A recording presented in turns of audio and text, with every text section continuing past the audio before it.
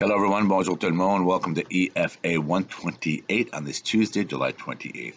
I want to make this short and sweet this evening. I want to talk about the delicate integral fabrics of our society, but the democratic, political now, the integral fabrics of our society, how easy it is to be torn apart. We're all seeing the U.S., right? Beautiful cities and beautiful being torn apart. Why? Because we have corrupt politicians throughout the world. We have leaders that nobody believes in. We have leaders that people look at them. If you can take, I can take. If you can steal, I can steal. If you're corrupt, I can be corrupt. And it keeps going on, and it just expands and it just grows, right? We have leaders now tied to pedophilia ring globally, right? And in our country, in Canada, the big red here, we hundreds of millions of dollars shuffling left and right at a charity, while there's people suffering in their nation financially, setbacks and setbacks, right?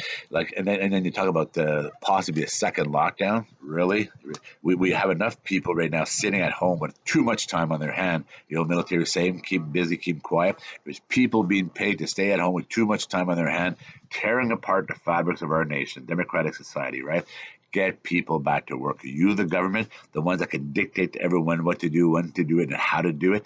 How about you dictate everybody back to work? If everybody wears a mask, right? Here we go. Everybody wears a mask. Everybody, if businesses can do it, your spa industry, your first responder industry, your haircut industry, if they can wear a mask all the time when treating everyone, and therefore everybody can go back to work with a mask, right? You're the government. You can make it happen. You're making everything else happen. You're shutting down businesses without, like, they're by choice, so you can force everybody back to work with a mask, right? And everybody has to be productive. All your material shortages out there, everything you're seeing in a lot of places, that's because nobody wants to work. They want to stay at home and collect their paycheck, right? Because they have politicians that are stealing money all the time. You have people connected to pedophilia rings. You have such a lack of trust and respect for the governance that people are starting to become the same, right?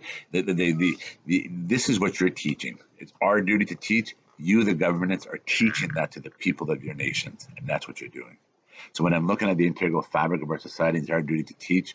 We need to get back to work. We need to teach people to be productive again. We need to get the system going again. We need to clean up what we've done. We need to undo what was done, and we need to like start over.